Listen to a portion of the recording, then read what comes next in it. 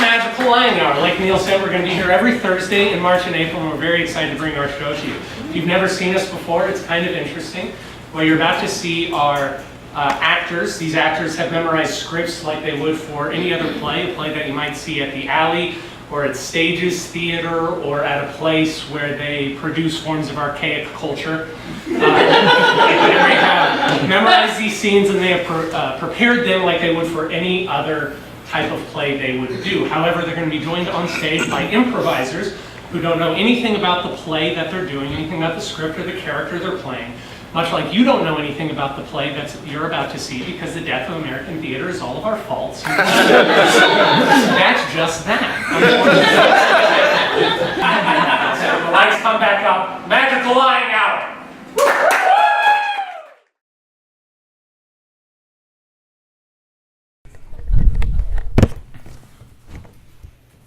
Listen, I have something to tell you, and I don't know how you're going to take it, so please don't freak out on me or like kick me in the balls or stone me to death or projectile vomit from boredom or anything. I don't make any promises. Okay. Go ahead. Go ahead. Let's see. Well, last January when we made love.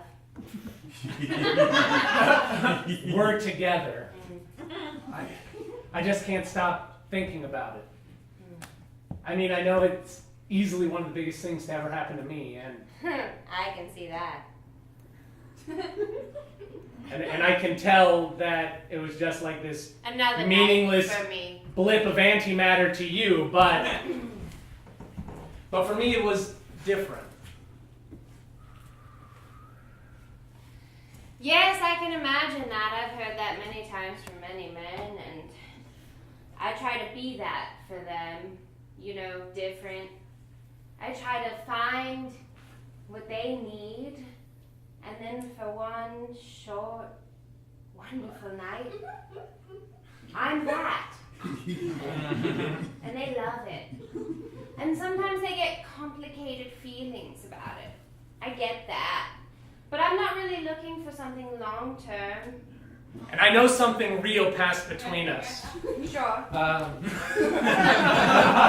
And just despite my inept, totally desperate sexual brevity or whatever, I know that there was something, and I know you remember it because I had never known that feeling before. And I've known a lot of feelings. This isn't the first time I felt feelings. and you might no, I'm sorry, I'm talking now.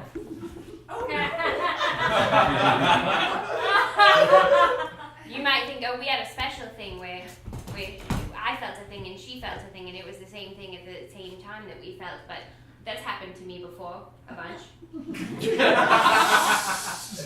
When a feeling like that happens, there has to be a shred of mutuality in play. Even if it's just 0.7%. 0.6.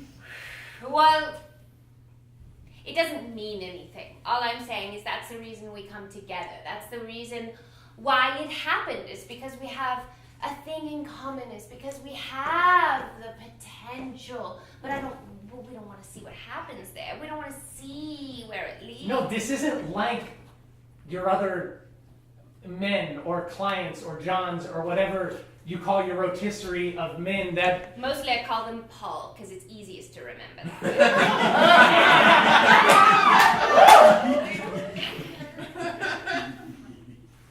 Look, Christina, this wasn't just a quick pound of flesh experience. I get it. You don't really look like a Paul.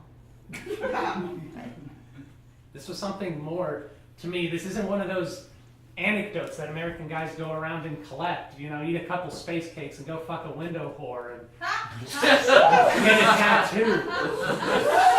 Like a dagger or a yin-yang symbol or a fucking stallion being struck by lightning. That's not what this was. And here I thought you weren't fun.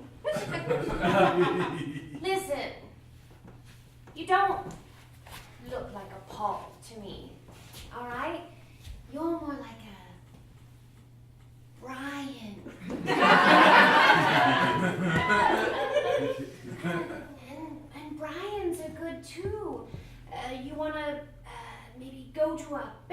football game with Brian.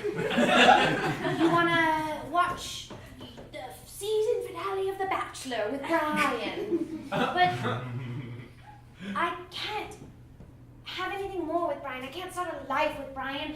I'm not going to have a family with Brian. I'm not going to have more than anything but 1 or 2 or 3 or 4, a few torrid, passionate nights of lovemaking. It was way bigger than that.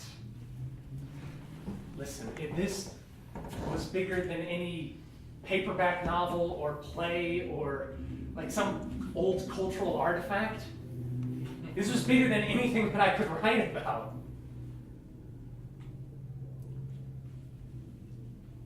Maybe you could just do a comic instead.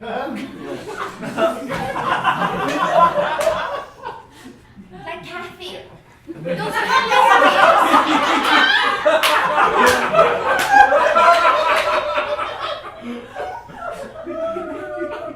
And you always feel like shit in swimsuits. I spend a lot of time alone, stuck with my own spiritually corrosive thoughts.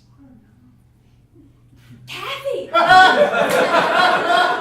and I know that other people have madness and nightmares and just crazy apathy, but for some reason it's never been easy for me to live with these thoughts, and it seems like just disappearing is the only way out of it, just to end it all. But after you... Listen, if you're gonna do that whole I might kill myself thing, I've been there before, honey, and it's not flattering, alright? If you want to get out of here, if you want to disappear, then go ahead. Go get on the next train back to Nebraska, wherever the hell you came from, and then go back home. Go where you fit in. Go where it feels comfortable, alright? Go where women understand you. I just felt like I could get back in the world again. And I don't know you, but I do, When you know a few parts of me. The vagina part.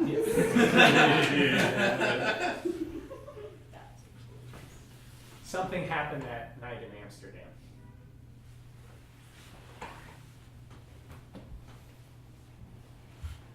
Just because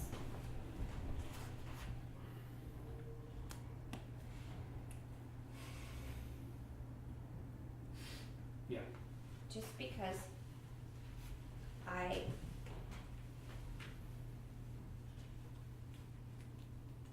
know this is going to sound like some new age Carlos Castaneda psychic cookbook bullshit, but sometimes there are even times when I send thoughts to you. And I just say, hey, Christine, hope you're doing well in that city you live in. Hope you're safe. I love you. And I've been thinking about how you were when you were a kid, growing up in Baltimore. You don't know anything whatever. about what it was like growing up as a kid. You don't know anything. Putting up a lemonade stand.